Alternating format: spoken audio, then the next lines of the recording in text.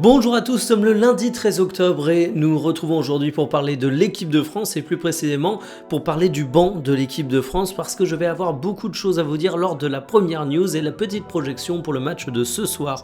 Nous parlerons également d'autres sujets liés au football français puisque nous parlerons de l'avenir d'Upamecano, international français de premier ordre. On parlera de Zidane et de ses rêves en bleu, c'est vraiment pas une surprise, de la situation médicale de Ndombele qui pour le coup n'est pas en équipe de France et on peut dire qu'il en est très très loin. Et à la fin, je vous parlerai d'un jeu de société qui est produit par des potes et qui est évidemment sur le thème du foot, sinon je vous en parlerai pas. Installez-vous confortablement et bienvenue pour le journal du jour. Il y a un enjeu monstrueux pour cette Islande-France et je suis pas en train de vous survendre le truc ou de déconner, je suis 100% sérieux. Alors évidemment, je parle pas de la qualification pour la Coupe du Monde, quand bien même on perdrait ce match, vous inquiétez pas, les Bleus iront à la Coupe du Monde, il y a absolument aucun souci à se faire là-dessus. Non, l'enjeu monstrueux, c'est qu'en fait, vous n'êtes pas sans savoir que ce rassemblement, il se fait avec plein d'absents. Il y a les 3 du Paris Saint-Germain qui en attaque ne peuvent pas être présents parce qu'ils sont indisponibles, on n'a pas non plus de Cherki, on n'a pas non plus Marcus Thuram, donc en fait quand tout ce beau monde va revenir, eh bien les places dans le groupe vont diminuer à une vitesse grand V. Or, eh bien pour Islande-France, on va avoir des remplaçants qui vont jouer et justement on va voir qui va mériter sa place dans le groupe même quand les titulaires vont revenir. Voici les compos attendus et je pense particulièrement à Mateta, à Thauvin et à Nkunku qui seront titulaires selon le journal de l'équipe, à voir en termes d'animation parce qu'on sait que Olise et Nkunku ça peut jouer de manière un peu plus axiale, on sait que Thauvin à contrario peut très bien s'excentrer, donc je pense qu'on aura des permutations au cours de la rencontre, mais Mateta lui il n'y aura pas trop de doute, il sera devant, poste de numéro 9, profil assez différenciant pour l'équipe de France, un profil qui peut plaire à Didier Deschamps parce qu'il y a même un petit peu d'Olivier Giroud si je caricaturais, et on sait que notre sélectionneur apprécie. Donc forcément, ces 3 là, à savoir Thauvin, Mateta et Nkunku, ils ont besoin de refaire leurs preuves, c'est peut-être le match ou jamais parce que dès le prochain rassemblement, il y aura tous les gros joueurs qui feront leur retour. Autrement dit, s'il y en a un qui rate son match, eh bien c'est pas sûr qu'on le revoie de sitôt. Jusqu'où doit aller le Bayern de Munich pour prolonger Upamecano et pour garder le joueur français? C'est une question qui vaut des millions au sens le plus littéral du terme, mais Sky Sports nous informe qu'en Allemagne, on fait des pieds et des mains pour tenter de garder le joueur. Alors aucun accord n'est trouvé et c'est une situation qui devient urgente parce qu'il est en fin de contrat au cours de l'été prochain. Il sera alors libre de s'engager librement où il veut.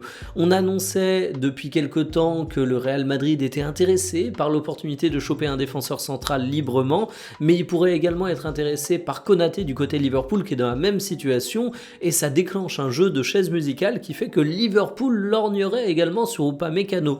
De toute façon, Upamecano, c'est un joueur qui a toutes les qualités recherchées par un grand club. En termes d'âge, il va avoir 27 ans, donc il a encore de grandes années devant lui. Il a déjà une expérience de fou avec plus de 300 matchs en Allemagne au plus haut niveau et il est un des tauliers de l'équipe de France qui est une équipe internationale compétitive.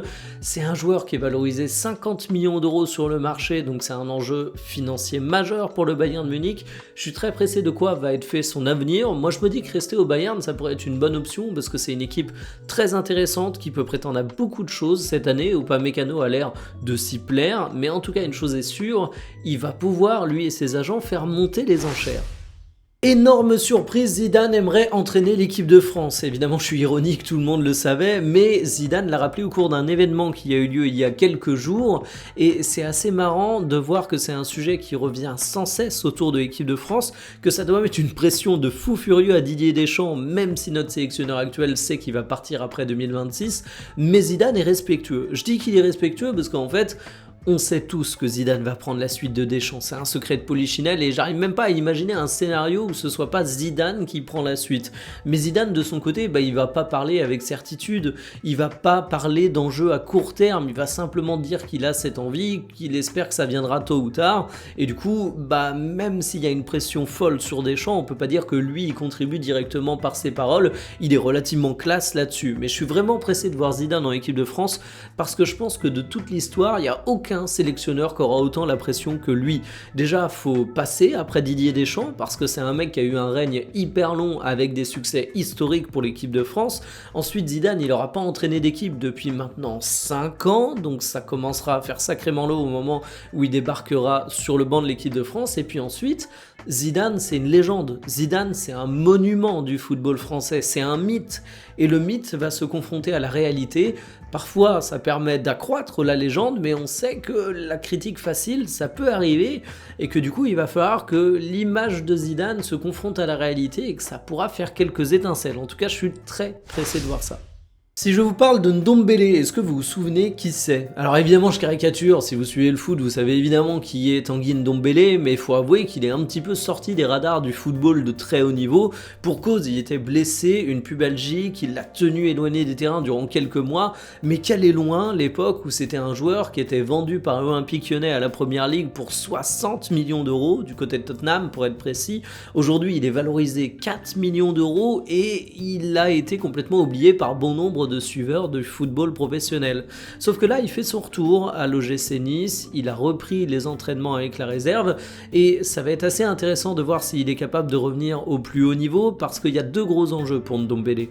Le premier, c'est du côté de l'OGC Nice, évidemment, la saison commence de manière assez complexe, t'as un mercato, une direction de projet qui est assez floue, et avoir un leader qui revient au milieu de terrain, ça pourrait être incroyable. Et puis pour Ndombélé, il est en fin de contrat au cours de l'été prochain, donc évidemment, s'il veut pas se retrouver sans club alors qu'il aura 29 ans, il faudra évidemment refaire ses preuves sur les terrains. Alors est-ce que vous y croyez ou pas? Moi j'avoue, je suis très sceptique. Alors le talent, il l'a, on le sait, on l'a vu à de nombreuses occasions, il a vraiment de l'or dans les pieds, Ndombélé, mais il a vraiment été terriblement inconstant au cours de sa carrière et j'ai du mal à l'imaginer revenir au top dans ce contexte.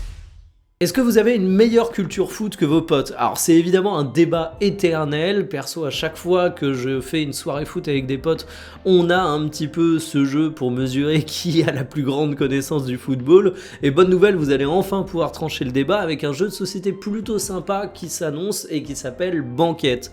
Le principe il est simple, vous avez environ 200 cartes avec des questions qui sont divisées en différentes thématiques, vous avez les questions CV pour savoir si vous connaissez bien les carrières des joueurs, vous avez des questions autour des citations connues du monde du football, vous avez des questions qui sont autour de grandes thématiques où il faut répondre chacun à tour de rôle. Si je vous parle de jeu de société, c'est parce qu'il est porté par des potes, qu'il est actuellement en fin de financement participatif et que je me dis que ça peut être vachement intéressant pour bon nombre d'entre vous. C'est le truc parfait pour se chauffer avec ses potes avant une grande soirée européenne, pour faire monter la pression avant de constater qu'une énième équipe française se fait balayer par un club slovaque en Ligue Europa.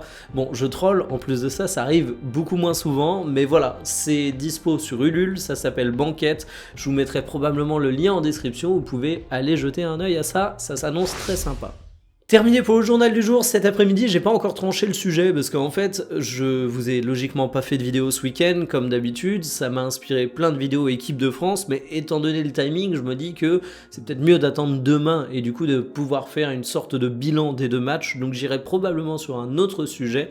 Je vous tiens au courant de tout ça. Du côté de l'entraîneur de Monaco, Pocognoli, je bosse, ne vous inquiétez pas, ça sortira également tôt ou tard, j'ai quasiment fini mon travail en fait là-dessus pour tout vous dire. Je vous donne donc rendez-vous aux alentours de 17h pour un sujet surprise, entre guillemets, c'est pas un truc de fou, c'est juste que j'ai pas encore tranché, qui fait bien votre journée, bonne reprise de la semaine, salut.